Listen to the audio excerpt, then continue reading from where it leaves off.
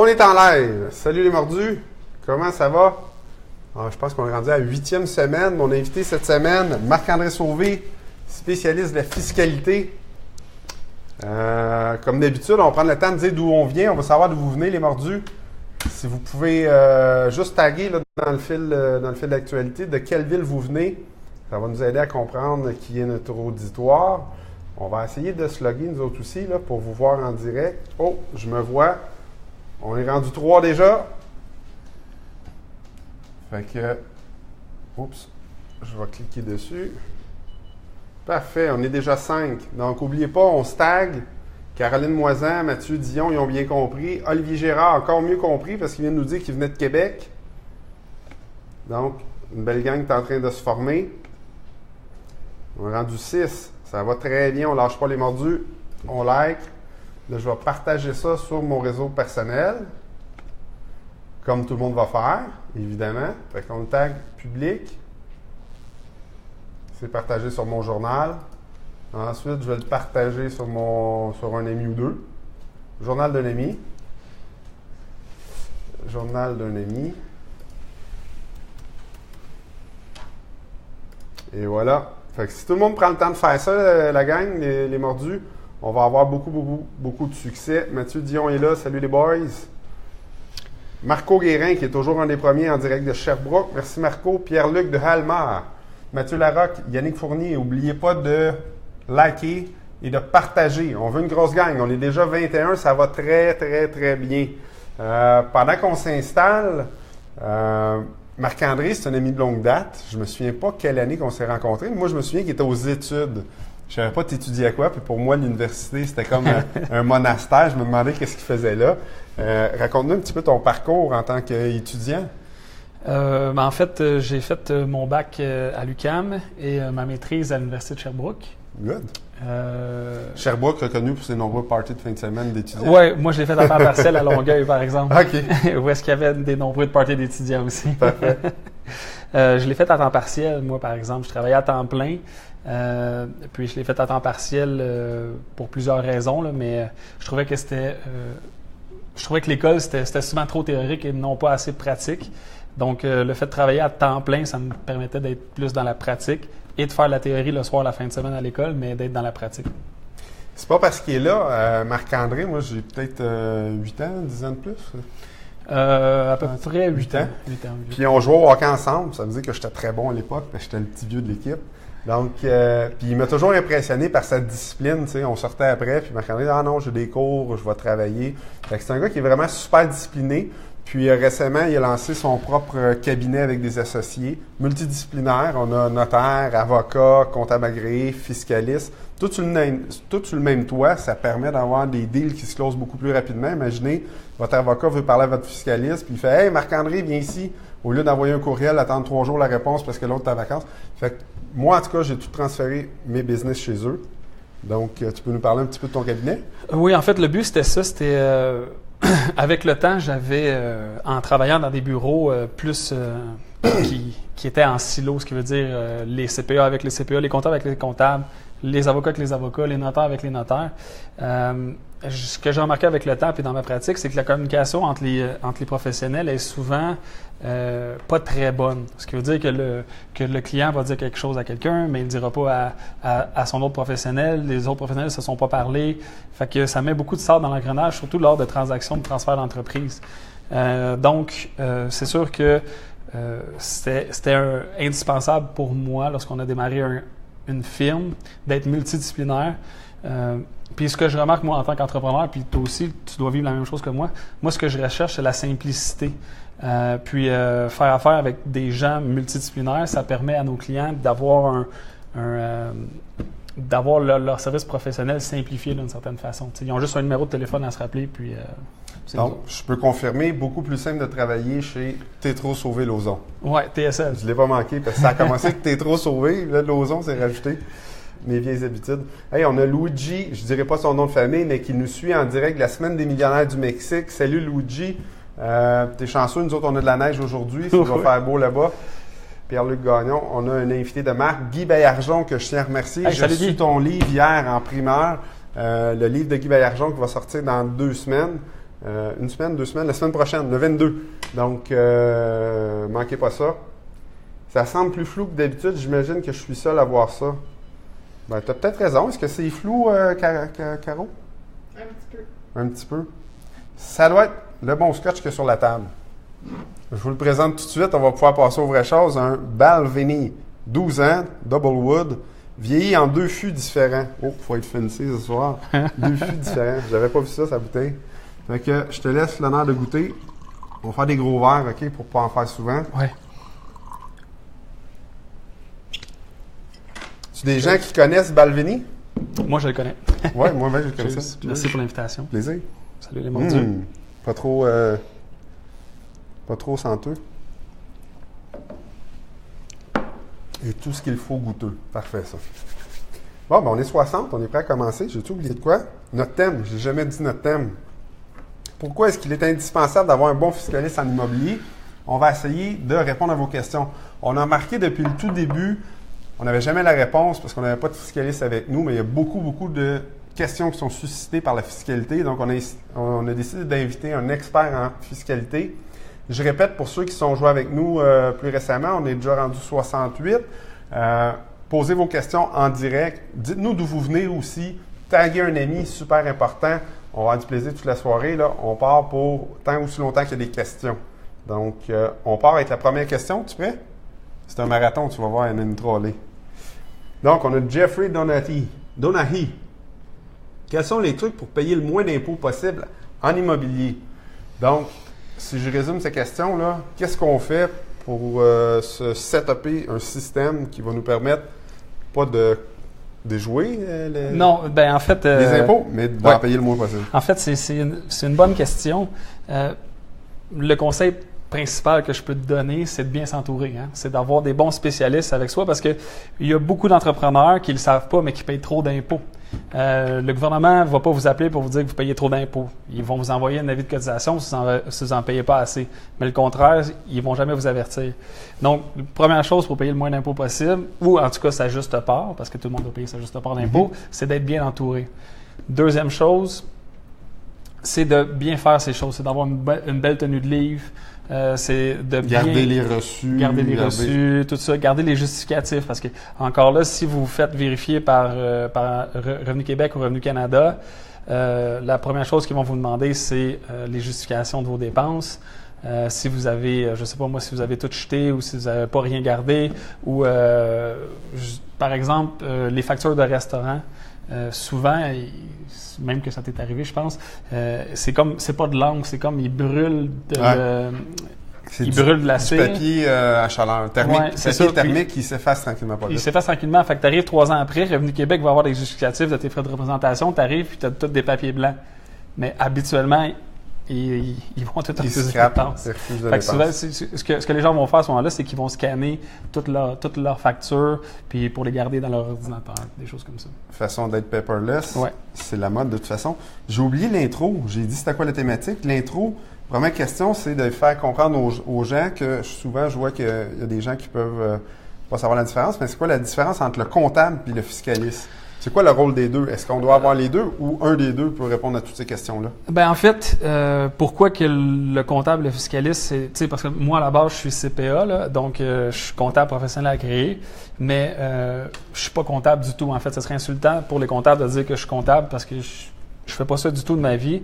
J'en ai pratiquement jamais fait. En fait, là, j'ai tout le temps fait pratiquement juste de la fiscalité dans mon parcours.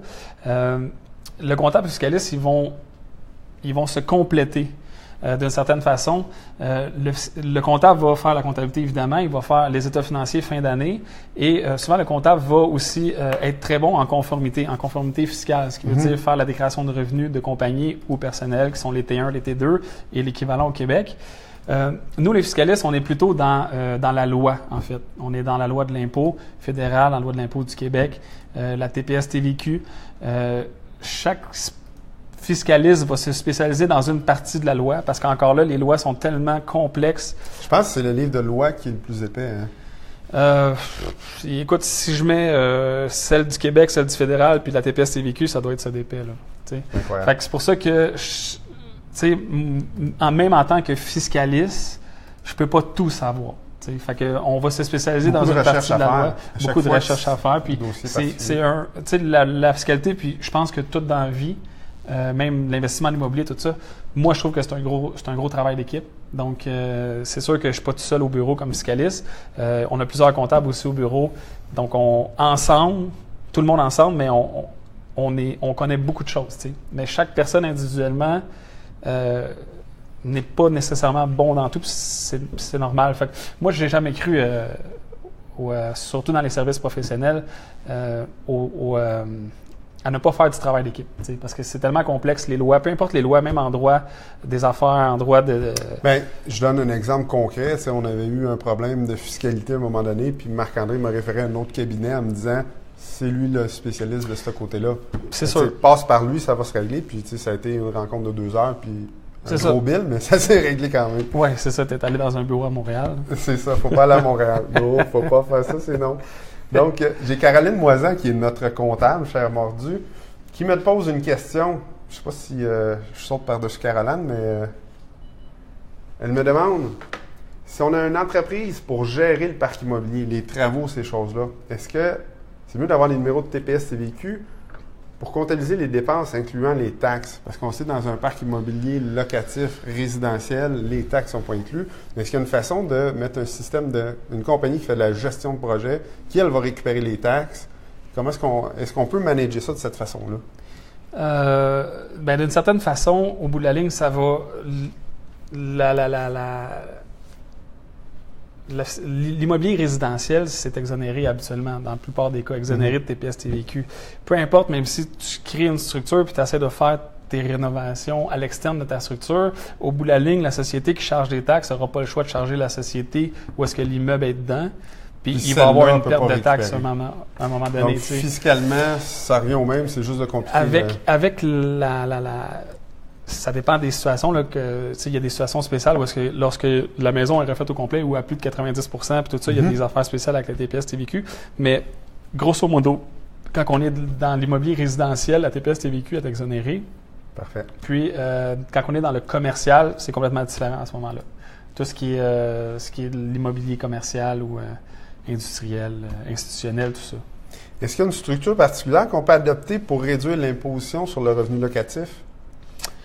En fait, oui et non. Souvent, c'est drôle à dire, mais souvent, c'est plus avantageux, fiscalement parlant, de détenir l'immeuble personnellement. OK. Parce que le revenu locatif va aller dans les braquettes d'impôts progressives qui sont faites ici comme ça au Canada puis au Québec. Donc, si ton taux d'imposition il est bas, déjà si tu as des revenus immobiliers ou des revenus de location immobilier, mais tu vas être dans une braquette basse d'imposition. Tu sais. Donc, ton taux d'imposition va être bas. Parce que quand tu passes par une société, automatiquement, ou la plupart des cas, pas tout le temps, tu sais, comme les résidences de personnes âgées, par exemple, c'est considéré comme du revenu actif. Mais la plupart du temps, de la location, des revenus de location immobilière, ça va être considéré par la loi comme du revenu passif. Le revenu passif est tout le temps imposé presque à 50 %. Je te donne un exemple. Dans une compagnie, je parle pas personnel. J'ai quelques centaines de portes. Donc, en principe, je pourrais faire affaire avec une compagnie de gestion. Je décide de m'ouvrir une compagnie de gestion qui va charger des frais à mon parc immobilier pour gérer. Est-ce que pour moi, c'est plus rentable comme ça de charger des frais, sortir l'argent, payer un revenu d'entreprise? C'est parce que tu te ramasses encore avec ton problème de TPS TVQ. Ah, OK. Fait que ça revient au même, parce que là, tu vas payer juste juste des façons de structurer la chose. Mais quand même, avec les taxes, c'est ça va revenir au même. Fait que, tu sais, il ne faut pas complexifier pour rien, ce que je comprends. Oui, mais il y a moyen de faire des structures pour avoir une société qui gère l'immobilier, puis d'avoir des sociétés qui détiennent l'immobilier. Okay. C'est une belle façon de protéger nos actifs, ou en tout cas de diviser les risques. Okay? C'est sûr qu'il faut que ça soit bien fait, puis qu'il faut qu'il y ait des bons baux ou des bons bails entre les sociétés pour pas que justement que la TPS TVQ s'applique. Ouais. OK? Parce que si on fait des honoraires professionnels ou des frais de gestion, mais ça, c'est des revenus qui sont taxables. Donc, d'une certaine façon, ta société qui a les revenus de gestion va être obligée de charger la TPS TVQ à des sociétés exonérées qui ne pourront pas récupérer la taxe. Donc, d'une certaine façon, tu perds 15 %. Je comprends. Fait qu'il faut que ça soit bien fait, puis il faut que ça soit fait de façon professionnelle avec vos conseillers, en fait. Là. Donc, ça apporte à la question de Jean-Simon Crépeau. À partir de combien de portes, tu disais tantôt, des fois, c'est préférable d'être de les détenir personnellement, mais à partir de combien de portes ou combien de revenus, est-ce que c'est envisageable d'ouvrir une société par action au niveau des impôts?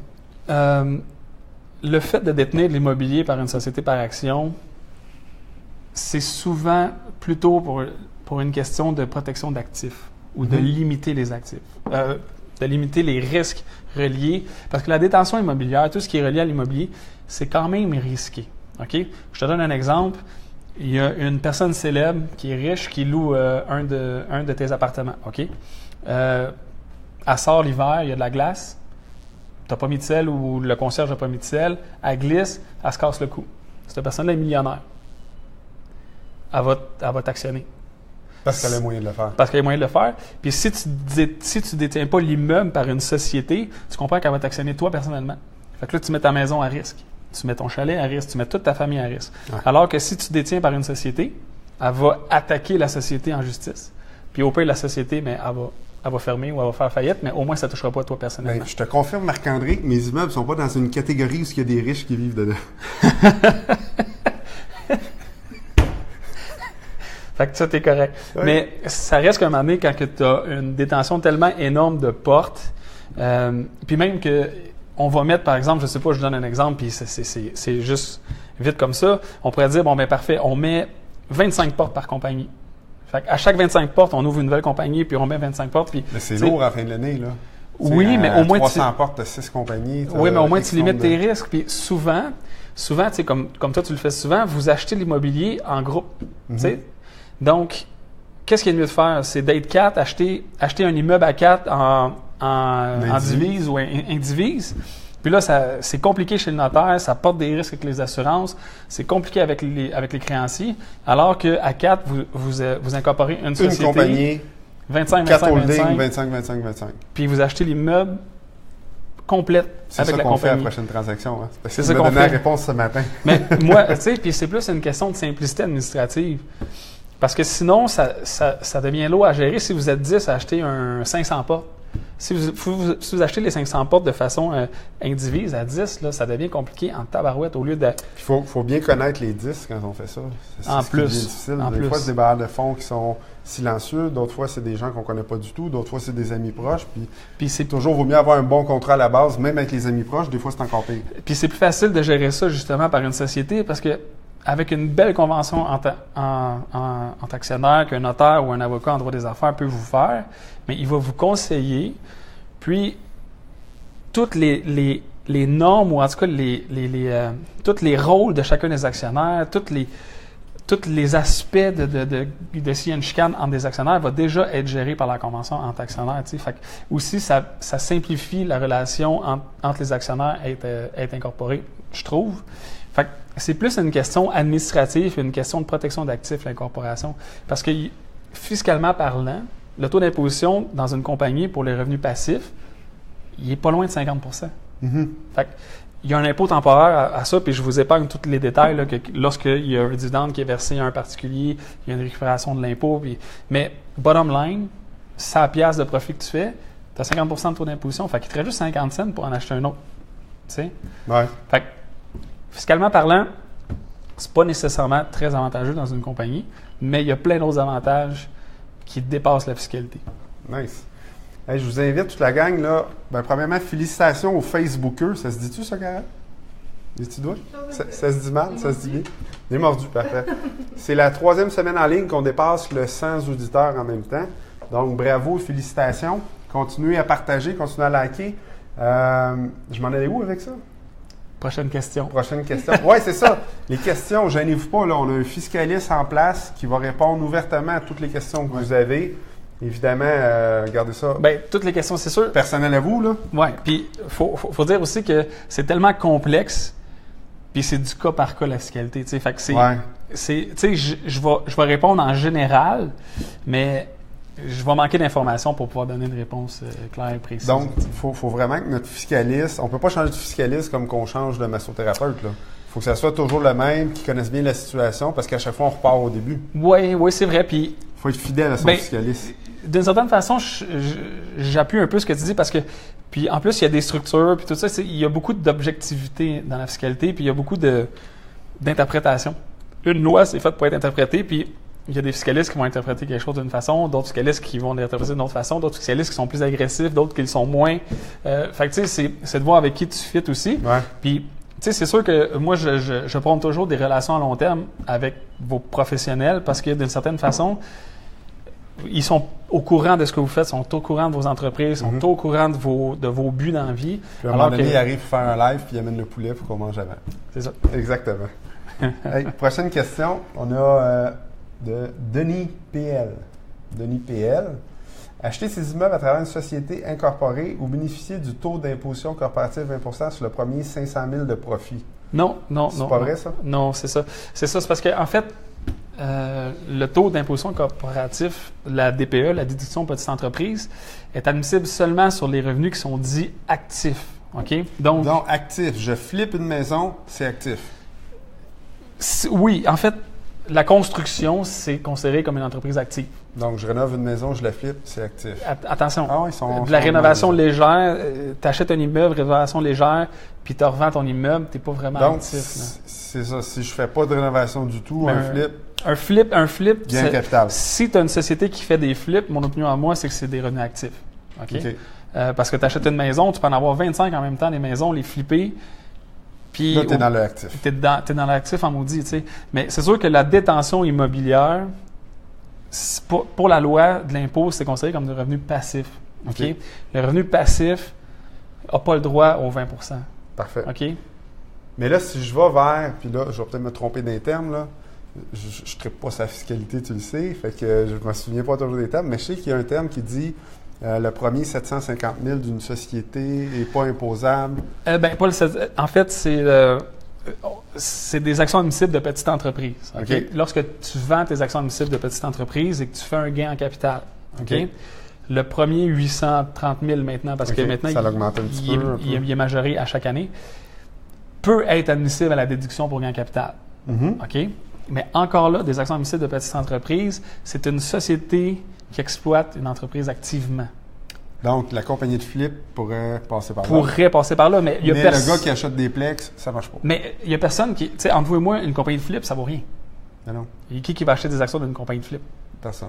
C'est ça, parce que tu n'as pas de goodwill, tu n'as pas d'achalandage. Dans le fond, sa matière première étant les maisons, ça, il va pouvoir peut-être réussir à déclarer un revenu d'entreprise. Oui. Mais quand il va vendre les actions de cette compagnie-là, il va les vendre tellement pas cher parce que ça il ne vendra pas. Il y a personne qui va acheter ça. Moi, je ne conseillerais jamais à un de mes clients d'acheter des actions d'une société qui a fait des flips. First, c'est trop risqué. Là, je joue à l'épée un peu, là.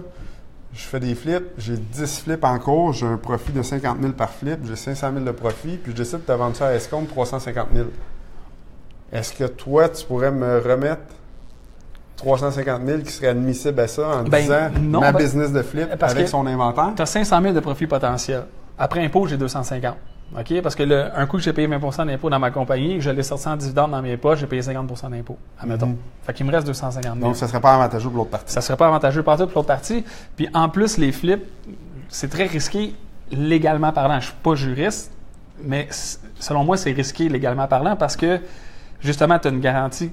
Tu peux avoir des risques cachés, des choses comme ça. Ou est-ce que tu achètes une société qui fait des flips, tu comprends que tu peux être amené en justice après, là, s'il y a un propriétaire qui n'est pas content, par exemple. Je comprends. Donc, asseyez-vous pas, ils ont passé à tout. Donc, on a une intervention de Hotmark Rose. Tu connais Hotmark? Hey, salut Hotmark. Hotmark, il sait tout, Hotmark. Il est partout, il sait tout. Il dit à Marc-André, « Marc-André, je suis fier de toi pour ton immeuble. » Donc, je pense qu'il est au courant que tu as acquis un immeuble récemment. Oui, merci Hotmark. Oui, on a acquis l'immeuble, où est-ce qu'on est dedans? Vos bureaux, dans le fond. Nos bureaux, oui, c'est ça. Parfait. Ouais. Très bon move. Question de Jordan Noël. Comment décider le nombre maximal de portes par compagnie? On a répondu un petit peu à ça tantôt, là. Oui, mais c'est encore là, c'est du cas par cas. Il n'y a pas de recette magique. C'est tout le temps, comment dire... Ça va avec ton bilan personnel. Oui, ça va avec ça. Ça va avec tes objectifs. Avec tes objectifs. Le nombre d'entreprises, c'est comme toi, tu es un multi-entrepreneur, tu as plein d'entreprises. Tu n'as pas juste ta détention immobilière. Fait que, tu as acheté un centre de personnes âgées. On l'a isolé, ton centre de personnes âgées, dans une société. Pourquoi? Parce qu'il peut y avoir des poursuites contre le Parce que le centre de personnes âgées, c'est quand même assez risqué.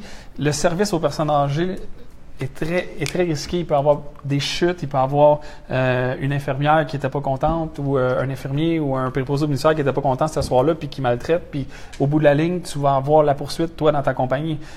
En fait, on l'a isolé pour limiter les risques. Puis tu as quoi? 50 portes, je pense, à peu près, dans la résidence, oui. Dans la résidence. Donc, tu sais, cette 50 portes-là, on l'a isolé. Parfait. T'sais. Puis, mettons, si on calcule les frais pas de gestion, mais d'entretien d'une entreprise, là, on parle entre 2 et 3 000 par année. Oui. Donc, il faut s'assurer que le nombre de portes est capable de supporter ça comme structure. Oui, c'est sûr que quand tu as la chance, comme toi, d'avoir des comptables à l'interne. Bonjour, Caroline. Caroline est ici. Caroline est ici, excuse-moi. Caroline, je vais m'en souvenir. En fait, tu es chanceux parce que, d'une certaine façon, ça te sauve des frais de fin d'année. Ouais. Parce que ta comptabilité est faite à l'interne, les questions ont déjà été soulevées pendant l'année et tout ça. C'est sûr que nous, quand on arrive en fin d'année pour faire tes états financiers, ta déclaration de revenus, on va avoir d'autres questions, mais on va travailler directement avec une comptable qui sait qu'est-ce qu'elle a fait. Puis donc, vous allez sauver du temps de cette façon. On va sauver beaucoup de temps, c'est sûr. Mais d'un autre côté, il y a des gens qui arrivent. Il faut la garder, la comptable. Oui. Elle n'est pas fait, celle-là? Oui, elle n'est pas fait. Mais puis il y en a des fois qui vont arriver, tu sais, la fameuse boîte à chaussures. Ouais. Tu sais, ils n'ont pas de comptable, ils font pas de comptabilité, tout ça, puis à la fin de l'année, ils arrivent avec 12 mois de comptabilité, puis ils déposent ça sur mon bureau. Mais c'est sûr que ça va coûter plus cher, tu sais. Parce qu'il faut tout faire la comptabilité, plus la fin d'année, puis tout ça. Caroline, justement, notre comptable, qui a une autre question. Donc, si on détient 1000 portes, il serait mieux de gérer sous différentes compagnies au lieu d'une seule? Mon opinion à moi, c'est oui. C'est sûr. Oui, moi, c'est sûr que je ne mettrais pas, moi, personnellement, pour mes affaires à moi, en tant qu'entrepreneur aussi, je ne mettrais pas 1000 portes dans la même compagnie.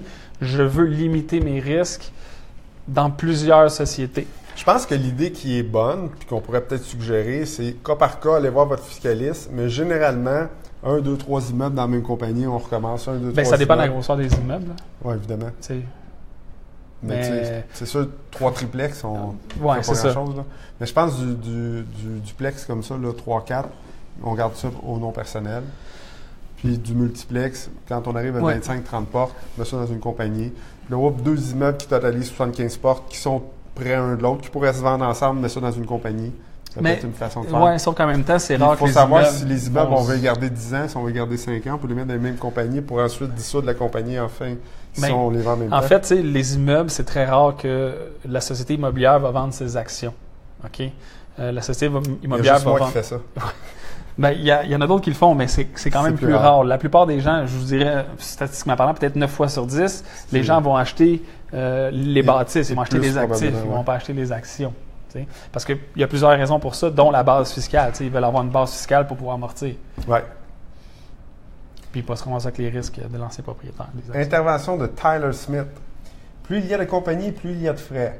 Oui, il y en a qui sont déductibles, mais il faut avoir le cash en main quand même. Oui, ça c'est vrai. Tout à fait raison. C'est vrai. Puis je veux dire, c'est pour ça que je ne prône pas nécessairement la détention immobilière par des sociétés pour des petits propriétaires immobiliers qui détiennent leur immeuble personnellement. Ils vont sauver des frais. Oui, je suis d'accord. Je suis entièrement d'accord. Je vais aller avec une question sur ma feuille. Structure, si on le fait,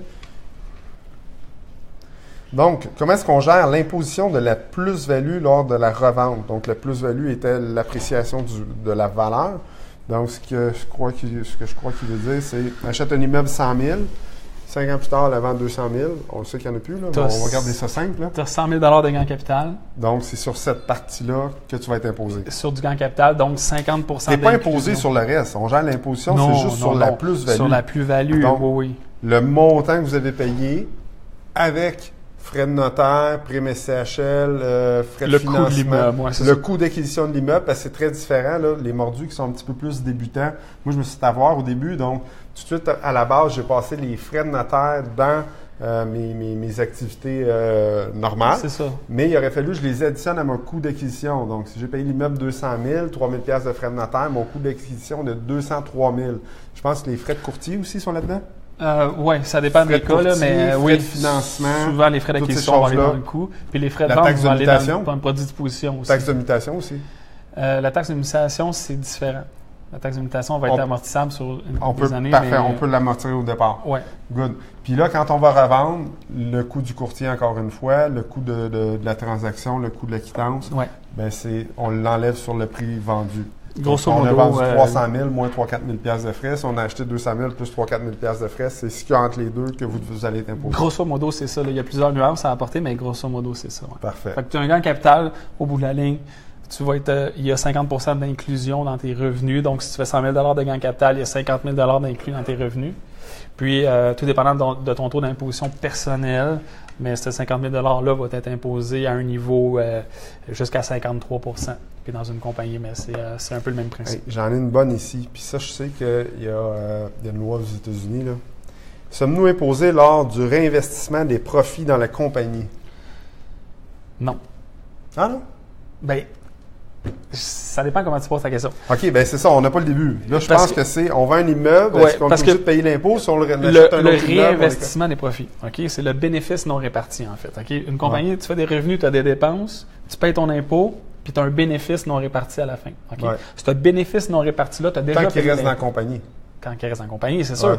Tu as déjà payé l'impôt sur ce bénéfice non réparti-là. Fait que ce bénéfice non réparti-là, si tu le réinvestis dans la compagnie, Pas d'impôt payé. ben, Il y a déjà l'impôt dessus. tu as déjà payé l'impôt sur ça. Sauf Là- que la pièce que tu vas faire sur ton réinvestissement, là, tu vas payer de tu vas l'impôt. payer dessus. l'impôt. Mais moi, ce que je crois que la question est pour, c'est si tu vends un immeuble, quand tu récupères l'argent, si tu le mets dans ton compte de compagnie puis tu rachètes un autre immeuble, il faut que tu payes l'impôt avant Oh, d'acheter oui, un autre ben immeuble. oui.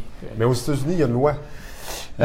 Ici aussi, Tu as 3 mois, je pense, pour réinvestir puis tu ne paieras pas d'impôt. tu as, le principe des biens de remplacement. OK. Dans des cas spéciaux, par exemple un vol, un sinistre, des choses comme ça, où est-ce que tu peux t'en sauver d'une certaine Je façon. comprends. Mais grosso modo, en règle générale, ton profit est tout le temps Je imposable. ne sais pas si Nicolas est en ligne. Si Nicolas est en ligne, il pourrait nous dire c'est quoi le nom de la loi américaine dans le fil de commentaires. Mais il y a une loi américaine qu'on avait soulevée là, lors du dernier live qui... Ça se peut. Ça se Ouais, peut. Moi, je suis permet de faire ça. vraiment pas connaisseur de la loi de l'impôt américaine, qui est une loi très complexe. Est-ce qu'en fiscalité, il y a des situations où il pourrait être bénéfique d'utiliser la contre-lettre? Plusieurs situations. Plusieurs situations. Mettons, là, pour un investisseur immobilier qui fait des plex, Ouais. où est-ce que c'est le plus fréquent qu'on va utiliser ça? Par exemple, je vous donne un exemple. J'ai un de mes clients que c'est une grande vedette québécoise, puis elle veut détenir de l'immobilier, mais elle ne veut pas nécessairement que ses locataires ou les gens qui louent ses immeubles ou des choses comme Plus ça aller voir sachent le registre que des c'est entreprises, lui, que c'est c'est ça, lui, que c'est lui qui est propriétaire pour pas qu'il X raison qu'il fasse de troubles ou qu'il y ait des poursuites abusives parce qu'ils savent qu'il y a de l'argent, mais il va utiliser un prête-nom en fait. Fait que dans un cas comme ça, puis c'est tout à fait légal, là. C'est tout à fait légal. C'est juste qu'il faut que ça soit très, très bien fait. Il faut que ça soit fait par des gens qui connaissent ça parce que il y a plusieurs choses qu'il faut savoir pour justement que ta contre-lettre ou ton prête-nom soit reconnu par Revenu Canada et Revenu Québec. T'sais. Si c'est pas bien fait, eux autres, ils se réservent le droit de réserver la personne qui est C'est le toujours plus avantageux. important, ces stratégies-là, des fois, pour sauver de l'impôt. Si c'est fait tout croche, là, pensez-y même pas. Mais c'est sûr que le fisc va vous tasser de là. La stratégie du prête-nom ou de la contre-lettre, tout ça, là, c'est pas fait pour sauver de l'impôt pantoute. Là. Non. Ah non. Tu ne sauveras pas d'impôt comme ça. Mais qu'est-ce qui pourrait faire que c'est pas bon d'abord? D'avoir une contre-lettre? Ouais. Ben, ça sert à rien. Je veux dire, si ta contre-lettre sert à rien, ça donne rien d'avoir une contre-lettre. Je veux dire, c'est plus pour des gens qui... Prends pour exemple, je sais pas, je vais donner un exemple, puis c'est pas ça du tout. Là, ben, moi, je suis fiscaliste, OK? J'ai 20 clients qui sont dans la construction. Puis moi, je veux me partir d'une compagnie de construction. Tu comprends que ça part pas bien. Ça part pas bien parce que là, je vais faire la compétition avec les clients. Fait qu'est-ce que ça t'enlève beaucoup de domaines d'activité. Et voilà, fait que là, qu'est-ce que je vais faire si je veux donner un investisseur dans une compagnie de construction? Je vais utiliser un prête-nom. Comme ça, il n'y a pas aucun de mes clients qui va savoir que je suis dans la construction. C'est un exemple parmi tant d'autres. Il y a plusieurs utilités au contrat de prête-nom. Mais un conseil que je peux vous donner, faites pas ça sur le coin de la table puis allez vous faire conseiller par des vrais professionnels. Parce qu'il faut que ça soit très, très bien fait pour que ça soit reconnu par Revenu Canada et Revenu Québec. J'ai hâte Marc Rose qui commente encore, il te parle à toi encore. Marc-André, j'ai un parti politique qui a besoin de toi. Fait que je pense qu'il trouve que tu es un bon politicien. Merci, Hotmart.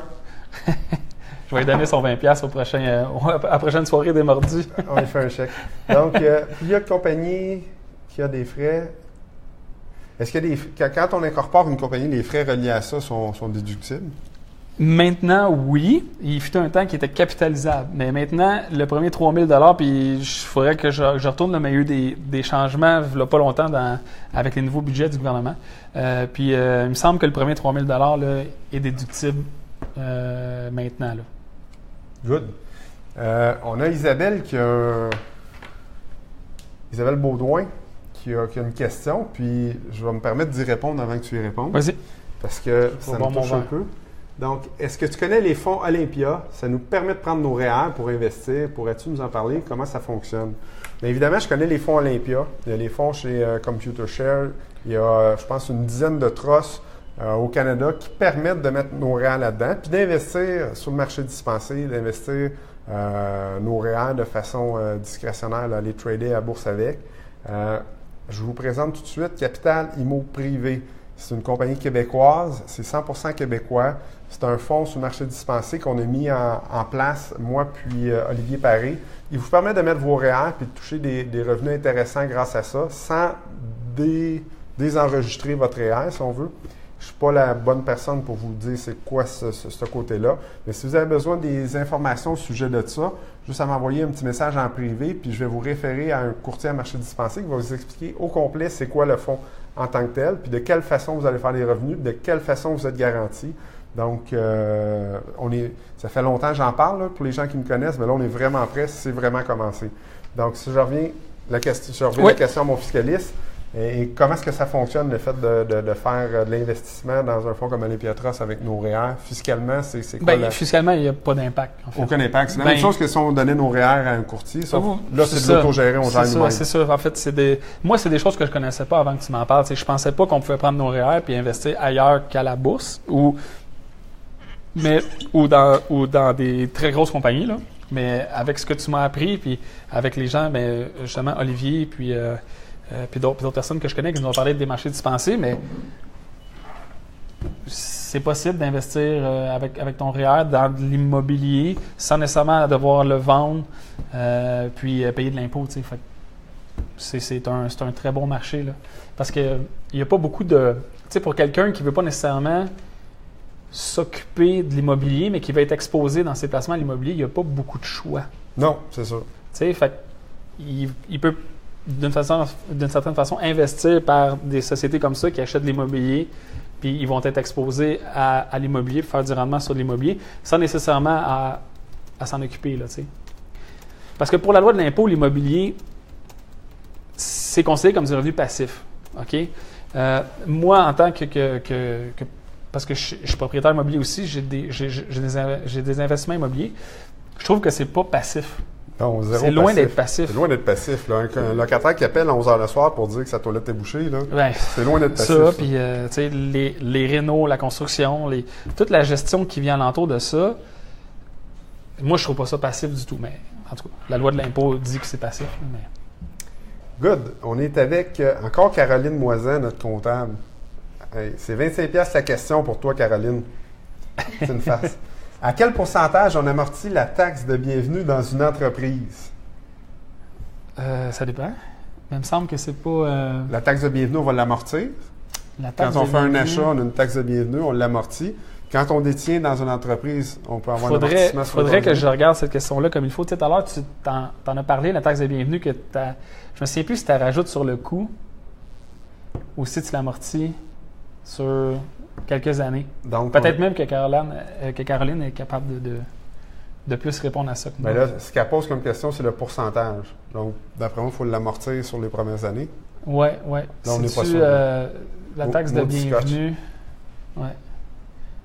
Le financement aussi, il faut l'amortir sur les frais de financement. Il faut les amortir sur 5 ans. Mais la taxe de bienvenue, c'est pas capitalisé dans le coût. Il faudrait que je regarde.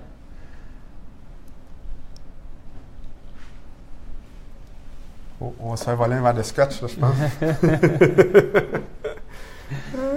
Je le vois pas passer à l'écran, c'est fou, vrai? Il est pas... Oui, il passe. Good. Le like que tu me parlais. Oui, c'est ça. Donc, on demande-tu à François qui est en ligne? François, ton partenaire? François qui est en ligne? Oui, qui vérifie, voir en attendant. Frankie Boy. L'avocat de T'es trop sauvé et Lauson. Mais je vais aller sur ma base de recherche. C'est sûr que je peux trouver ça. On cherche ça en même temps. On a Luigi.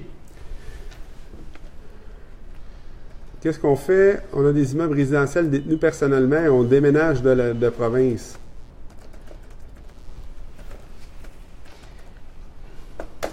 C'est une question pour moi?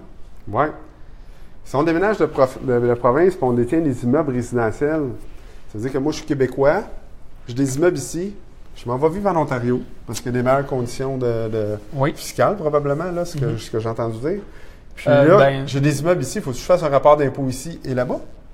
En fait, c'est la migration, l'interprovinciale, c'est un autre sujet qui est très complexe en fiscalité. Mais en théorie, tu dois t'imposer sur tes revenus dans la province dans laquelle tu es résident au 31 décembre de l'année. OK? Donc, ça veut dire que si j'ai déménagé le 15 décembre 2017, puis le 31 décembre 2017, je suis résident de l'Ontario, en théorie, pour l'année 2017, je dois imposer mes revenus sur ma résidence, qui est l'Ontario. Pour les biens immobiliers, je crois, sous toute réserve, je n'ai pas regardé, mais je crois que les biens immobiliers sont imposés dans la province dans laquelle ils sont engagés. Donc, ce serait au Québec. Québec. Donc, 2 rapports d'impôt provincial. Je pense que oui, là, c'est toute réserve. Il faudrait que je regarde, là, mais il me semble que oui. Parfait. Fait qu'on a Daniel, notre chum Daniel. Avoir su que Marc-André était là, je serais venu prendre un verre. Non, c'est gentil pour moi, parce que quand t'es pas là, il vient pas prendre un verre. Daniel qui? Dan, là. Ah, Dan? Dan. Ah, Dan Kalboum. Salut, Dan. Donc, on travaille ensemble. Il y a beaucoup de femmes à soir. Ouais, c'est dommage qu'on les voit pas, mais oui, c'est vrai, il y a beaucoup de femmes. C'est parce que t'es là? Je sais pas, ça doit être toi le beau blond. Je vous répète, posez vos questions. Il est juste 20 heures, donc on a encore le temps en masse. Question de Karina Pépin. Marc-André, un lien sur Internet pour la liste de l'ensemble des dépenses admissibles fiscalement parlant. Question de ne rien oublier. Merci. Est-ce que tu as un lien Internet à lui fournir pour l'ensemble des dépenses admissibles fiscalement? Est-ce qu'on est capable de trouver ça? Oui, mais tu sais, grosso modo, toute dépense qui est engagée dans le but d'en tirer un revenu est déductible, grosso modo. OK? Il y a des exceptions, mais si vous partez de ce principe-là, est-ce que j'engage cette dépense-là dans le but d'en tirer un revenu? Oui, à quelque part, probablement être déductible ou du moins capitalisable puis amortissable sur plusieurs années. T'sais. Parfait. Next! Là, c'est la question qui tue. Est-ce que quelqu'un peut baisser les lumières comme dans Tout le monde en parle? Wow. Donc, est-ce qu'un flip personnel est imposable? Ça, on entend plein de rumeurs, de légendes urbaines autour de ça. Ah, si je reste dedans un an, il n'y a pas de trouble. J'ai hâte d'avoir ton opinion. En fait, le critère le plus important, c'est l'intention lors de l'achat. OK? Si, lors de l'achat de l'immeuble, j'ai l'intention de la revendre à court terme, je suis dans une entreprise, OK? Je suis dans une entreprise active d'une certaine façon. Parce qu'en plus, je fais un flip, OK? Donc, je peux faire ça 20 fois dans l'année, déménager, tout ça. Je sais qu'il y en a qui le font, OK? Même l'autoconstruction, là, je le vois souvent. Les gens vont s'acheter un terrain, ils vont s'autoconstruire avec l'intention de vendre la maison à court terme. Ils vont vendre la maison. Ils vont prendre leur exonération pour résidence principale, puis ils vont s'en construire une autre. OK? La même chose avec les flips. Il y en a qui vont profiter de l'exonération pour résidence principale. Ça veut dire qu'ils vont s'acheter une maison, ils vont la rénover avec l'intention de la revendre à court terme. Ils vont la revendre, prendre l'exonération pour résidence principale parce qu'ils ont habité dedans. Mais c'est un jeu dangereux. Si tu le fais, encore là, si tu le fais trop souvent ou s'ils sont capables de démontrer que tes intentions étaient de la revendre à court terme, ils vont t'appliquer de l'imposition. Donc, tu vas perdre ton exonération pour résidence principale. En plus, ils vont t'imposer de l'imposition. OK? Plus les intérêts, plus les pénalités. Et ça fait mal, les intérêts et les pénalités. Oui, ça fait mal. C'est plus qu'un taux usuraire, là. C'est ça. Les deux ensemble, là. C'est sûr que moi, quelqu'un qui arrive dans mon bout et dit « je veux faire un flip », c'est sûr que j'ai dit « c'est imposable ». Parce que déjà, si tu me dis que tu veux faire un flip, c'est parce que tu as l'intention de la revendre à court terme. Exact. Juste de dire « je fais un flip », l'intention d'habiter un immeuble, c'est pas de faire un flip, là. C'est ça. Si j'ai l'intention d'établir ma famille dans tel secteur avec telle maison, si je dois déménager à l'intérieur d'un an parce que mon fils a besoin de soins particuliers à un hôpital à Québec, là, c'est ma résidence principale. Mais l'histoire de 1 an, 2 ans, 3 ans, ça ne changera rien. Parce qu'après 6 mois, si je la revends puis que je démontre que mon fils a besoin de soins à ma femme m'a laissé, Québec, puis ma femme m'a laissé, j'ai vendu la maison. Tu sais, je pourrais détenir pendant 1 mois, puis que ce soit ta résidence principale, pareil. Le temps de détention, selon moi, c'est pas un critère qui est très important. L'important, c'est les intentions lors de l'achat. Puis ça, c'est difficile à prouver des deux côtés. C'est difficile à prouver des deux côtés. Si on que tu voulais faire un flip, tu dois prouver que c'était pas un flip. Oubliez pas qu'avec l'impôt, vous êtes coupable jusqu'à preuve du contraire. Ce qui veut dire que le gouvernement peut vous envoyer une cotisation, puis est présumée être valide jusqu'à temps que vous démontriez que la cotisation est non fondée. Donc, vous êtes coupable jusqu'à preuve du contraire. C'est complètement le contraire, je pense, du droit criminel. Là, je ne suis pas un expert, mais il me semble que le droit criminel, tu n'es pas coupable jusqu'à preuve du contraire. Mais avec l'impôt, c'est le contraire. Hey, on a Yann Appa, qui est un habitué des mordus, qui nous fait un petit commentaire que j'aime bien. Bref, la fiscalité, c'est flou en temps. C'est pas mal ça, hein? Bien, c'est parce que la loi de l'impôt est truffée d'articles qui portent à interprétation. OK? Donc, le gouvernement il va l'interpréter d'une façon, moi, je vais l'interpréter d'une autre façon, il y a un autre fiscaliste qui va l'interpréter d'une autre façon, apporte beaucoup à interprétation. Donc, c'est vrai que c'est flou. Et c'est pas clair. OK? C'est pas clair. De là, pourquoi il y a beaucoup il y a beaucoup de causes en justice sur la fiscalité. Puis après ça, il faut débattre notre point devant un juge. Ça coûte des centaines de milliers de dollars pour sauver quelques milliers d'impôts. Finalement, on dit on va payer on va payer à Rennes puis on va fermer notre boîte. Ouais. Faudrait pas faire ça. Faudrait non. pas. Donc, on a Mathieu Dubuc qui se souvient qu'on a parlé de la loi, je parlais tantôt aux États-Unis, puis là, il me rappelle que c'est le 31 Exchange. Donc, la loi du 31 Exchange qui permet de reprendre les profits lors de la vente de l'immeuble, puis de racheter un autre immeuble avec. C'est comme si rien ne se passait. C'est comme si on avait échangé. Je connais pas ça du tout, mais c'est le fun à savoir, par exemple. Ben, c'est assez compliqué ici. Complique-toi pas la vie à connaître celle des autres pays. J'essaie encore de trouver la réponse, mais je pense que je l'ai. Donc, là, j'ai René Favreau, courtier, qui me dit « Comment vas-tu? » puis qui veut chatter. Je suis désolé, René, on est occupé. Je vais te répondre plus tard. Question suivante. Là, j'ai tout défait mon beat. Il y a une question.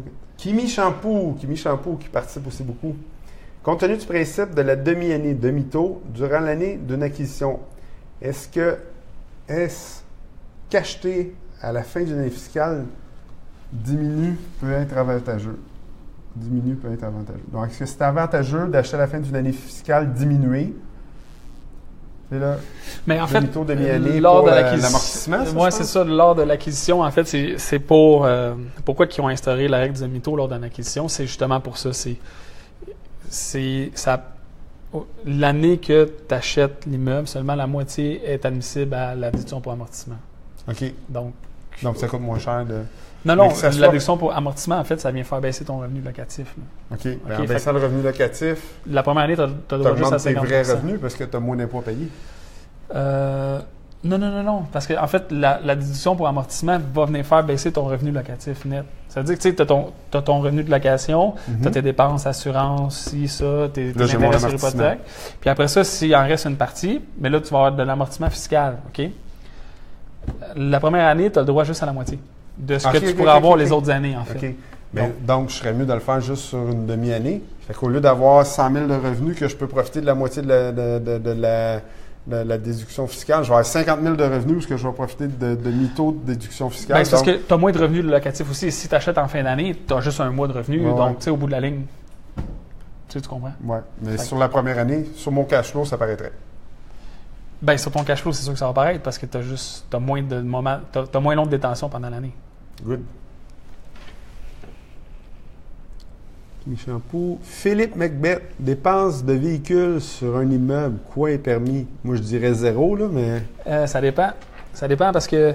si ton immeuble est à Québec, tu es à Montréal. Bien, c'est pas plutôt le fait que si tu en as plusieurs immeubles, tu sais. Fait que, je sais pas, moi, le premier, tu gères, par exemple, tes loyers, OK? Tu gères tes chèques. Fait que le premier, toi, tu pars, puis tu vas faire le tour de tous tes loyers en char, puis tu vas chercher les chèques à tout le monde.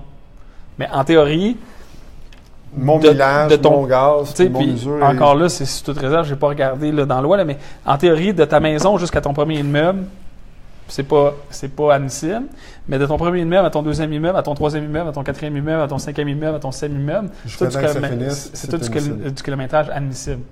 Parce qu'en théorie, tu passes d'un immeuble à l'autre à aller chercher des chèques. Donc, comme je disais tout à l'heure, toute dépense en vue d'en tirer un revenu est déductible. Donc, si tu utilises de l'essence dans le but d'aller gagner un revenu, mais en théorie, tes frais d'automobile peuvent être admissibles. Mais pas juste... Tu sais, si tu as un immeuble, ça serait dur en tabarnouche de débattre le fait que tu prennes du kilométrage. Tu sais. Je comprends. Donc, faire attention à ça. Gardez le petit book. C'est du cas par cas, ouais. Donc, juste que vous ouvrez le meter quand vous êtes arrivé à un de vos immeubles puis vous faites de l'immobilier. Quand vous arrêtez de faire l'immobilier, sortez du dernier immeuble, vous refermez le meter.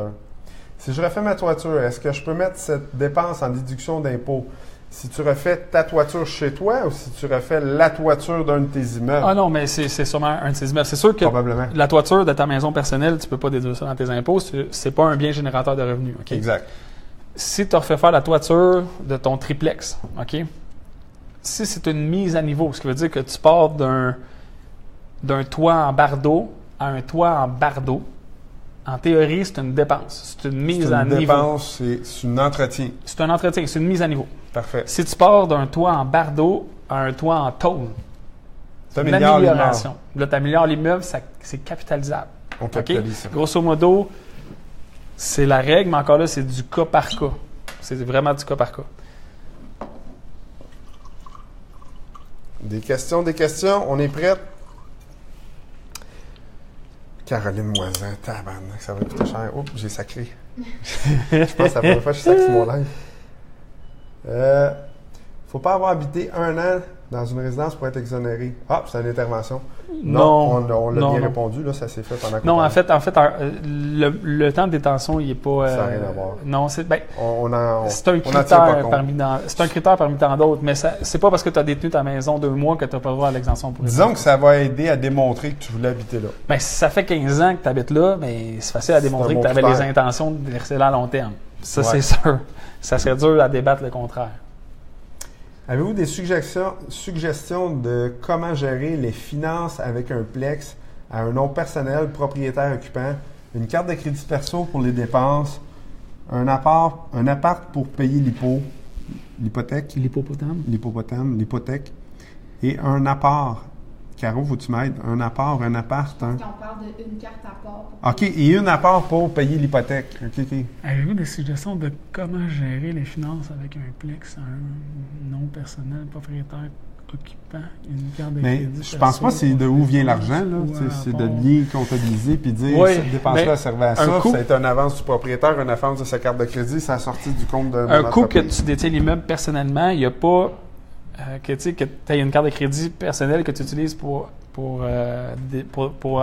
engager des frais pour l'immeuble qui est locatif, ça ne change rien que tu aies 2 cartes de crédit, 3 cartes de crédit en fait. C'est juste qu'il faut que la comptabilité soit bien faite, puis il faut que tu gardes les factures des dépenses que tu engages pour l'immeuble, peu importe avec quelle carte de crédit que tu l'as acheté ou quel compte que tu l'as acheté.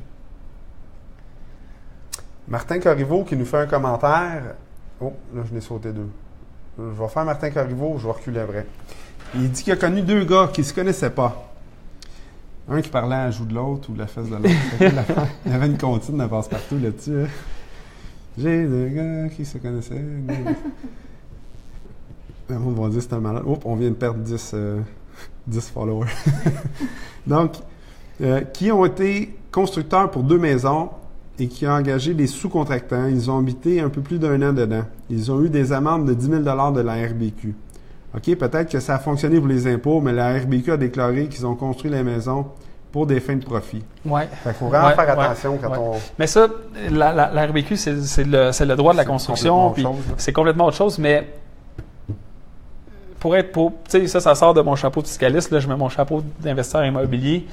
Je le sais que la RBQ, dans des cas de flip, Puis la RBQ, ça peut devenir un problème, il me semble, dans des cas de flip. Tu sais. Donc, parce que d'une certaine façon, tu deviens entrepreneur lorsque tu fais un flip. Exactement. Donc, si tu n'es pas RBQ. Si tu n'habites pas l'immeuble, c'est vraiment pas mon domaine. Tu as l'intention de la revendre. Oui, peut-être tu peux flouer le gouvernement, mais la RBQ, si tu revends trop vite, ils vont venir te voir et ils vont dire tac, voici une amende. Ils sont là pour faire des sous. J'en avais parlé de ça maintenant avec JF. Puis, il me semble que JF Tremblay il avait une bonne formation aussi sur ça. Oui, je pense qu'il en parle, oui. Donc, on va recevoir JF bientôt, je pense. Hein? Semaine prochaine, JF va être avec vous. Il va être avec? Avec Thierry Cardinal. Thierry Cardinal, son comptable. C'est pas beautiful, ça? Joe Gravino, peux-tu faire une perte sur une ou des propriétés afin de réduire le montant de l'imposition sur l'impôt d'un salarié? Oui et non. On peut pas... Tu peux pas faire des pertes année après année, ça, c'est sûr. Oui, d'une certaine façon, tu peux avoir fait un mauvais investissement. Ah, ben oui. C'est sûr qu'il faut que tout le temps tu aies un objectif de profit. Là. Mais ça c'est comme une loi non écrite.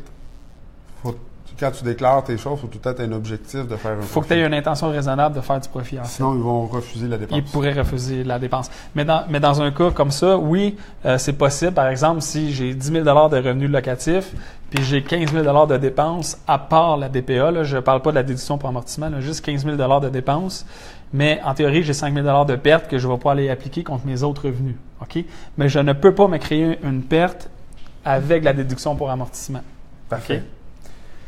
On a Guy Bergeron qui nous précise que c'est plutôt le 1031 Exchange. Donc, le scotch était bon la semaine passée. Il me manquait les 3 parties. Après ça, j'ai trouvé les 2 parties. Il en reste une. Donc, merci à Guy Bergeron. Et je souligne encore, parce que souvent, c'est peut-être pas la même gang que tu allais au début. Guy Bergeron sort un livre la semaine prochaine. 107 façons d'investir en immobilier. J'espère que j'en oublie pas une. Si tu lis ça, 107? Oui, c'est ça. Puis, il me semble que Guy me disait que...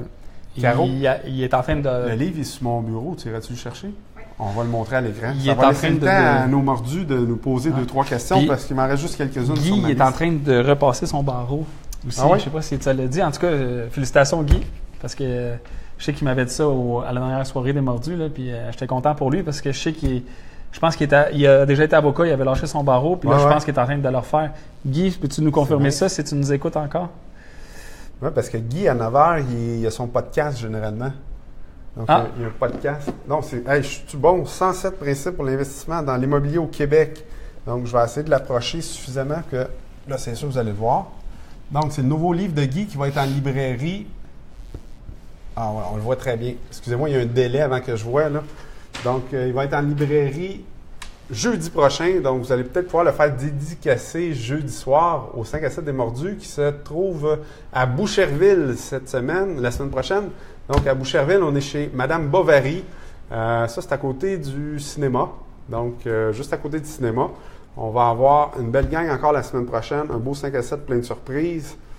François Lauzon qui dit yes. Yes, quoi? Yes, tu viens au 5 à 7?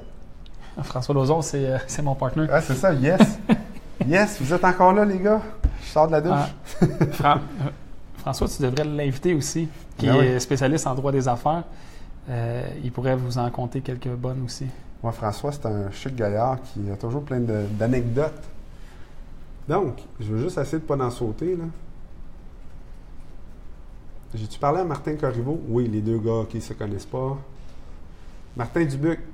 C'est une compagnie opérante avec des revenus actifs et une compagnie liée qui a des revenus passifs, locatifs, négatifs. Vient-il diminuer les revenus actifs de la première compagnie opérante? Non. Selon moi, non. Parce que c'est 2 sociétés séparées, en fait. Là. Donc, il n'y a pas la société qui fait des revenus actifs va demeurer là, avec la possibilité de prendre la déduction petite entreprise. La société qui fait des revenus passifs, même si elle est à perte, ça ne vient pas affecter l'autre société. Cependant, maintenant, avec les changements là, qu'il y a eu dans le budget l'année passée au fédéral, il y a eu des changements concernant les revenus passifs dans les sociétés là, qui peuvent affecter plusieurs investisseurs immobiliers. Donc, je vous épargne les détails, là, mais grosso modo, votre détention immobilière pourrait venir vous faire perdre le droit de prendre la déduction petite entreprise dans vos sociétés actives. Là. Mais je ne rentre pas dans les détails parce que c'est quand même assez complexe, là, mais c'est depuis le budget de la semaine passée ou de la semaine d'avant, le budget fédéral. Donc, Oui, on n'a pas parlé du budget fédéral. T'en penses quoi? C'est quoi ton opinion? Moi, j'ai même pas eu le temps. J'ai su qu'il était passé, j'ai pas vu une entrevue, j'ai pas lu un article. En tant qu'immopreneur, est-ce qu'on doit le changement sur les revenus passifs peut toucher beaucoup de propriétaires immobiliers.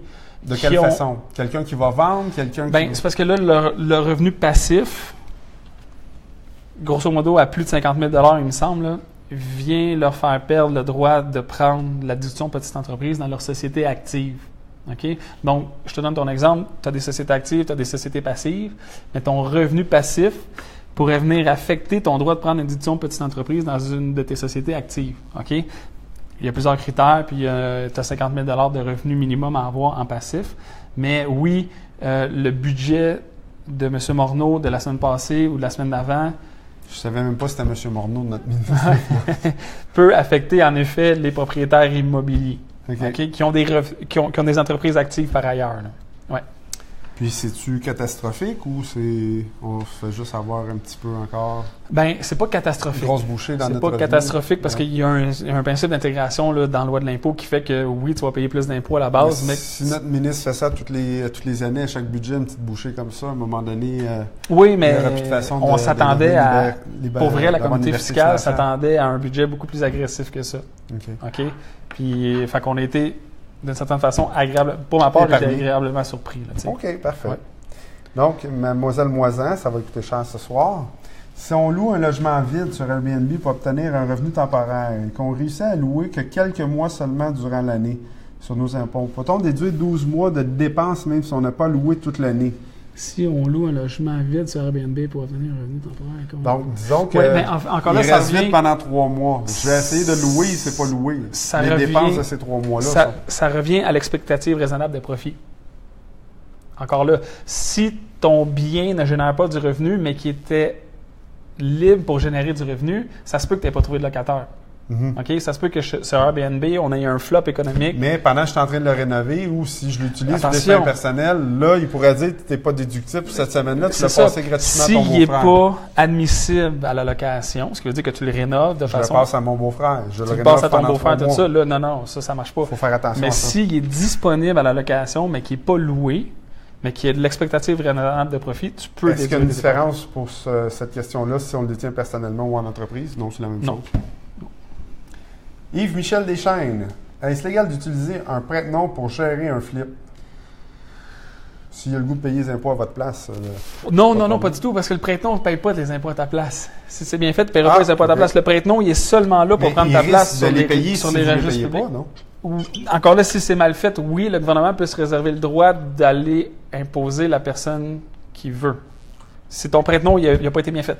Mais si ton prête-nom, ton contrat de prête-nom, puis que tu as respecté tout ce que le gouvernement te demande, en théorie, ils vont respecter la situation réelle. OK? Ce qui veut dire que le prête-nom est seulement là absolument, il est seulement là pour les registres publics.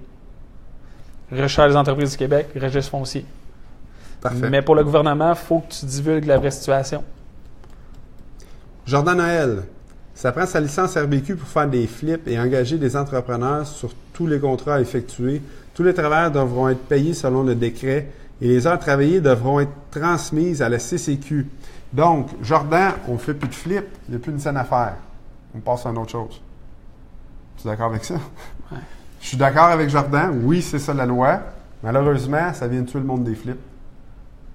Il est impossible de faire, en faisant tout ce que tu dis, impossible de faire un profit. Mais non, c'est sûr. À moins de voler l'immeuble.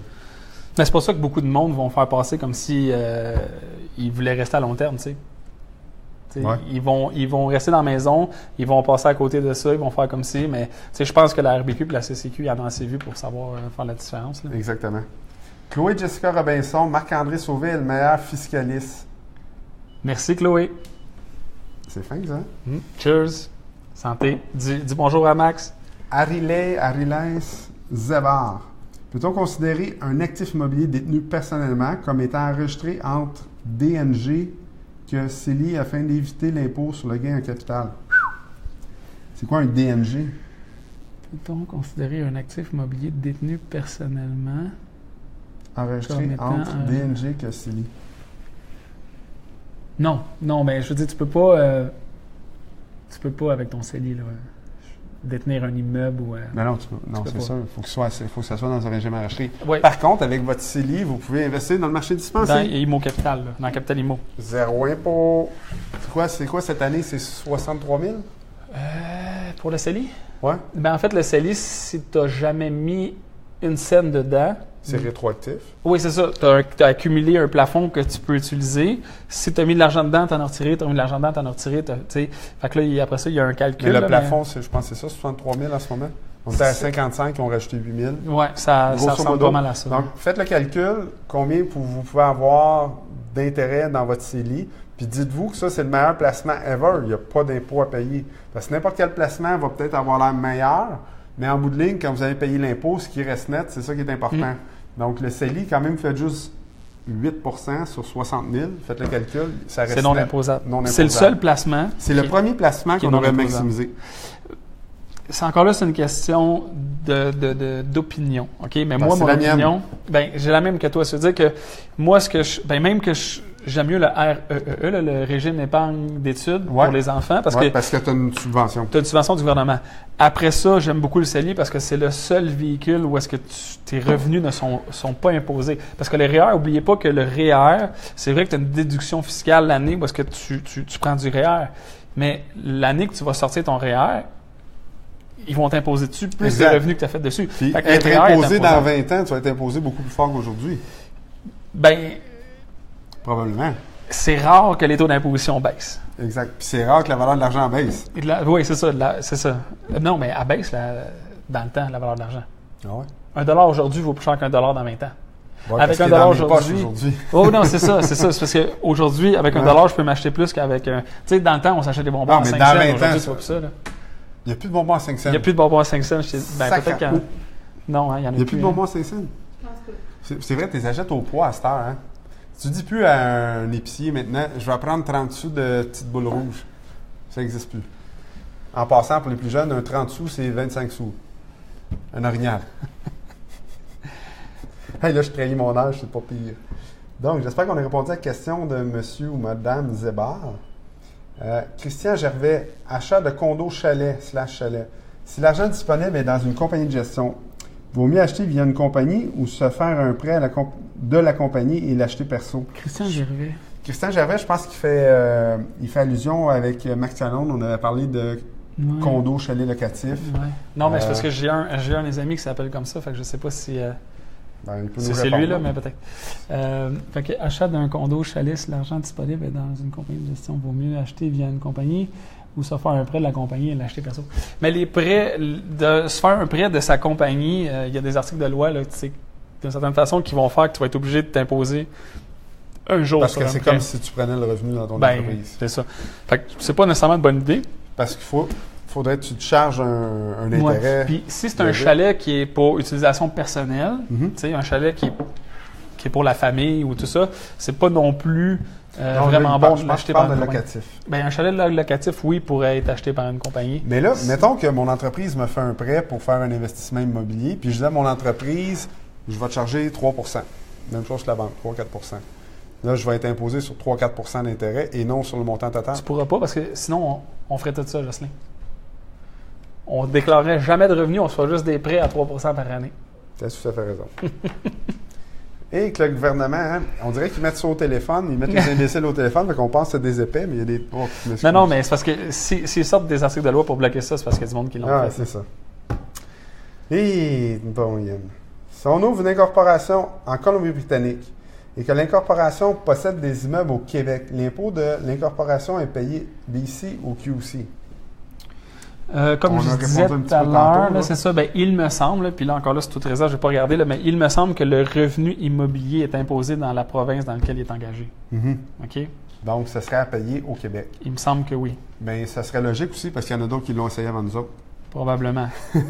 Parce que, tu sais, par exemple, en Alberta, le taux d'imposition il est moins élevé, donc... C'est le plus bas, hein? Ouais. Fait que, tu sais, il me semble, là, mais c'est toute réserve. Là, mais il Donc, me semble. Tyler Smith, normalement, les REER devient intéressant quand on fait plus que 50 000 de revenus et qu'on change de braquette d'impôt. il est tout le temps intéressant, le REER.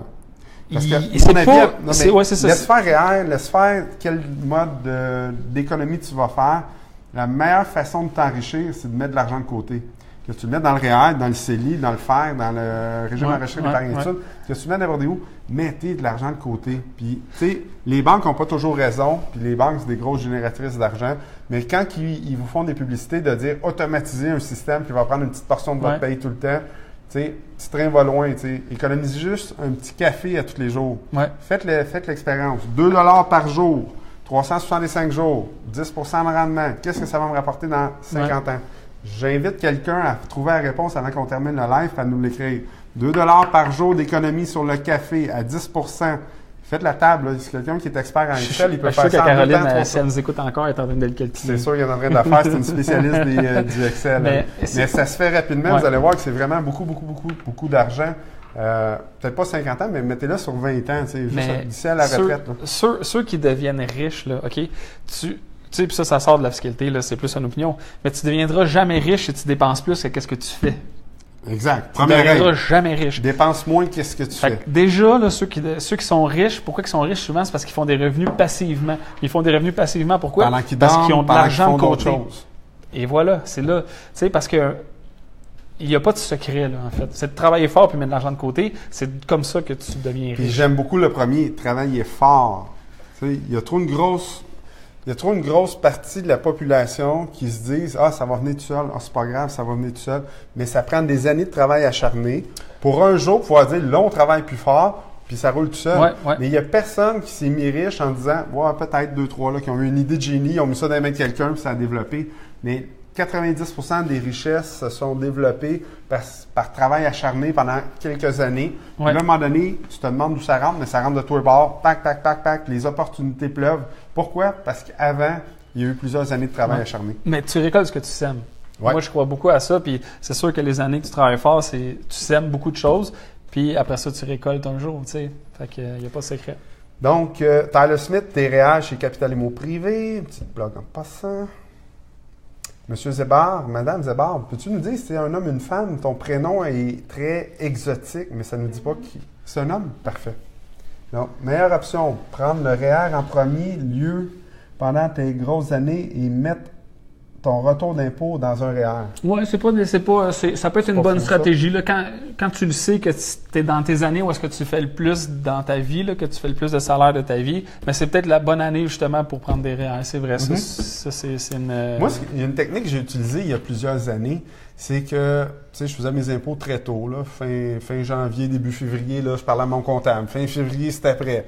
Puis là, le comptable, il disait « Ah, tu vas payer X 1000 d'impôts. Parfait. Combien je dois prendre de REER pour ne pas payer d'impôts? » Oui, mais ça marche ça quand tu n'as pas je le donne au gouvernement ou je le mets dans mon... Oui, mais ça marche quand tu n'as pas des gros revenus parce que c'est... un moment donné, si tu prends trop de REER, tu as l'impôt minimum de remplacement. Je te parle ça, là, mais... Et à un moment donné, le gouvernement, justement... Donc, quand tu arrives dans les braquettes supérieures à 80 000... Si tu prends trop de REER, à un moment donné, ils vont te mettre un impôt minimum de remplacement. Fait, mais c'est sûr que si tu as des années que tu fais 200 000 et plus, donc 53 % d'impôt... J'ai jamais fait ça, moi. Tu le sais, t'es mon fiscaliste. J'ai jamais fait ça.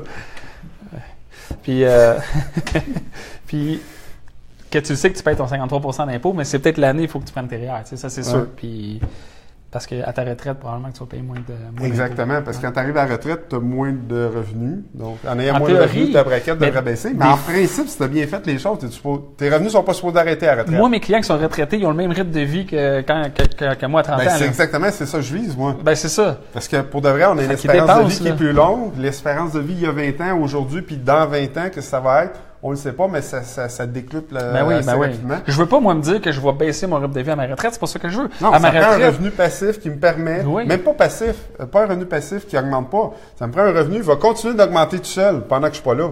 Fait qu'il faut que je fasse plus d'argent qui va s'auto-placer tout seul pour dire que ça va grossir avec les années, parce qu'on risque de vivre plus de 100 ans, nous autres. Là. Je nous le souhaite. Non, mais c'est ça, là. On est rendu à 86, 88. Oui, c'est ça. 86 hommes, 88 femmes, quelque chose de genre. Je sais pas ça par cœur. Mais les entrepreneurs, je pense, là, tu sais, j'ai jamais compté ça, là, mais je pense qu'on a une espérance de vie moins élevée, les entrepreneurs. Ah ouais? À cause du stress, puis... Je vais retourner travailler chez Bon-Marty. Raphaël Tremblay, 1460 de gains concernant les cafés à 2 $. Ça, c'est quoi? C'est sur combien de temps? 1400. Ouais, mais là, tu n'as pas mis l'intérêt. Tu as oublié l'intérêt. Oui, mais non. Ben oui, elle a mis Non, 2 piastres par année, ça fait 760 par année. à 10 Fois 20 ans. Là, il a fait ça, là. C'est 700. Ouais. 2 piastres par jour. 360 jours. Fait 720. 720. Puis là, il y avait 1460. Mais c'est là, pas un même an, ça. l'intérêt, c'est ça. Ouais, mais 10 d'intérêt sur 720, ça donne pas 1400. Non, mais là, il est sur 2 ans à peu près, là. Ouais, 2-3 Fait que ans. le calcul à faire est super facile. C'est 2 piastres par jour. À la fin de l'année, 10 sur cet argent-là. Puis l'année d'après, c'est un autre fois 720, 10 d'intérêt, plus le 10 d'intérêt de l'année d'avant, plus c'est la capitalisation qui fait que C'est ça. c'est Puis intéressant. c'est ça, les taxes de bienvenue, c'est tout à l'heure la question Ouais. de Caroline, puis la question là, mais c'est pas une dépense de nature courante. OK. OK, ça c'est sûr. C'est pas une dépense que tu peux prendre. Puis, On peut pas l'amortir. oui. On peut l'amortir. Elle va être amortie ou elle va OK. être sur le coût de ça, c'est un autre. Ça, C'est faudrait à que je voir regarde. c'est Là. où combien. Mais c'est soit amorti ou c'est soit sur le coût. Selon moi, c'est sur le coût de l'immeuble.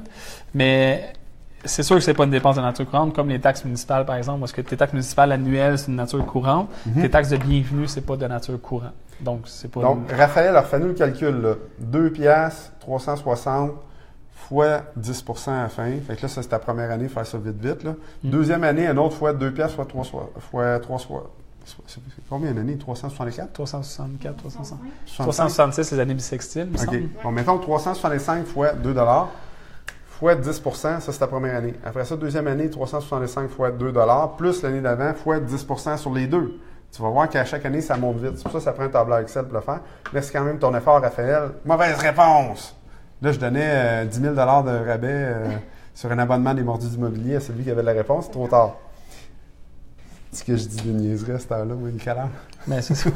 La bouteille était neuve quand on l'a Ouais, ouvert c'est aussi. ça l'affaire. Hein? Droits de mutation sont appliqués. Est-ce qu'il y a des situations où il y a exemption?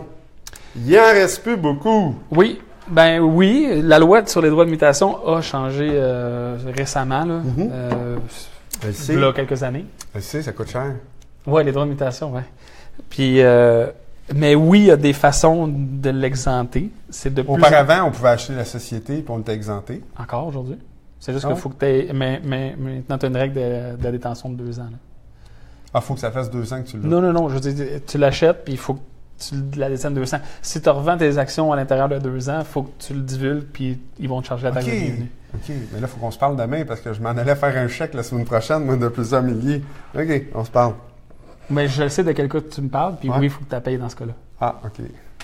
Puis l'autre aussi? Là, l'autre, je sais pas. Là. L'autre, non, d'abord. Appelle-moi demain, je vais te l'expliquer. OK. Là, c'est comme ce qu'ils font, je te réponds en PV. Mais c'est du cas par cas, Ouais, c'est ça. les taxes de On ne mutation. voudrait pas vous faire perdre la tête. Ben, malgré, ça peut être bon pour tout le monde. Le premier cas. Mhm. Premier cas, c'est la résidence de personnes âgées. Oui, On achète les actions de la compagnie. oui. Pourquoi est-ce que je dois payer la taxe de mutation? Là, je me mets à nu, là. Ben, en fait, lorsque tu achètes les actions de la compagnie, tu n'as pas nécessairement payé la taxe de mutation. Ben, si je déclare pas qu'il y a un transfert de propriétaire, je vais devoir payer. Ben, il n'y a pas de transfert de propriétaire, tu achètes les actions. Il y a transfert d'actionnaire. Oui. Mais ça, tu es correct, il me semble. là. C'est toute réserve, il me semble que tu es correct. Si tu ne revends pas à l'intérieur de 24 mois, OK. Si je vends à l'intérieur T'as de une règle 24 de- mois, il faut que je paye la taxe de mutation. c'est ça, il faut que tu payes la taxe de OK. mutation. Il faut que tu divulgues à la ville que tu as vendu, puis il faut que tu payes la taxe de mutation. OK. là. Puis Mais, dans l'autre cas, c'est la même chose. ouais.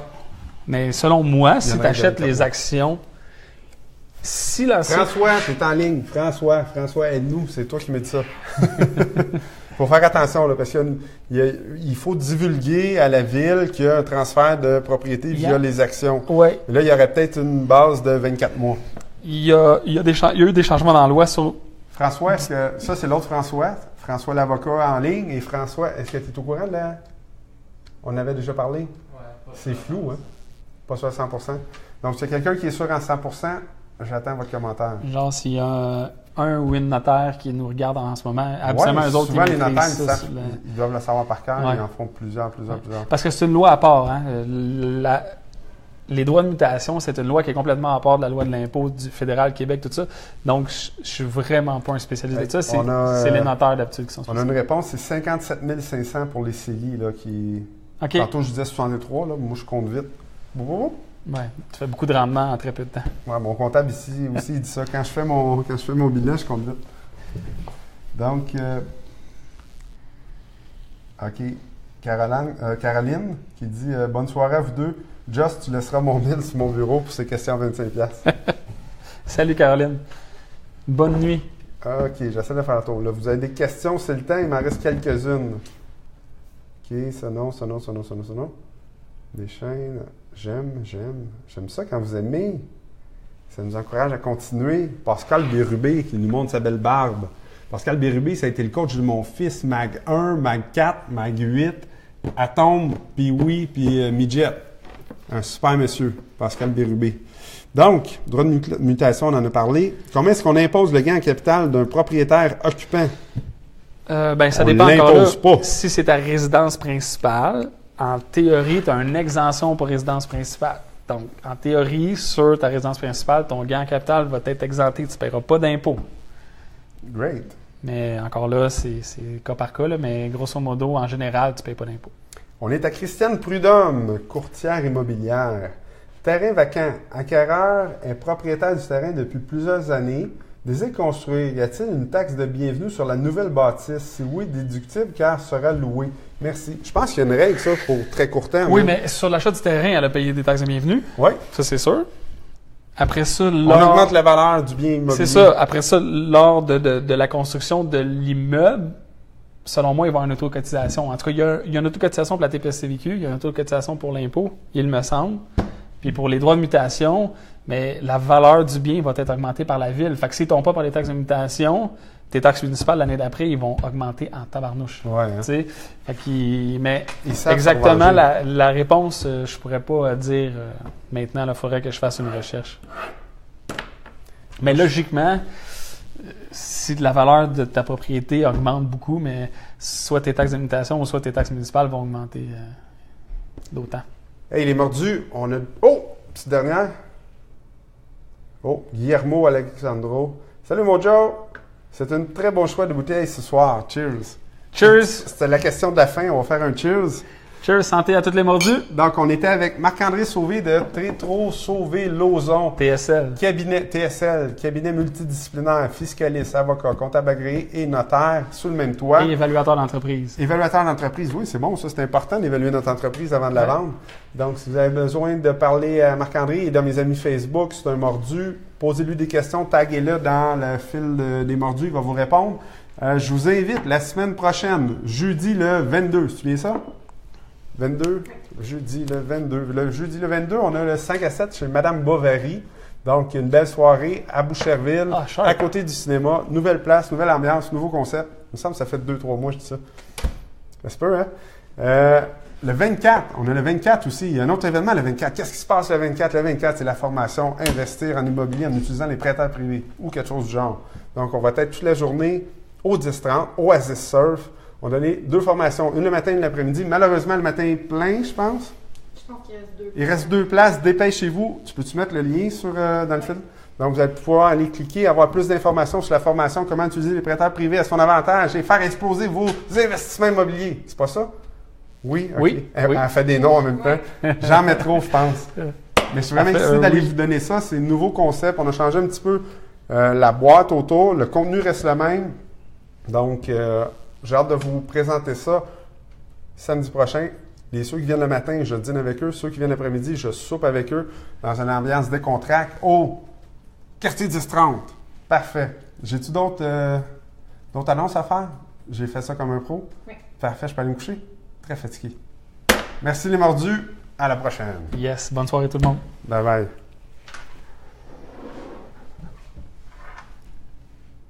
Check.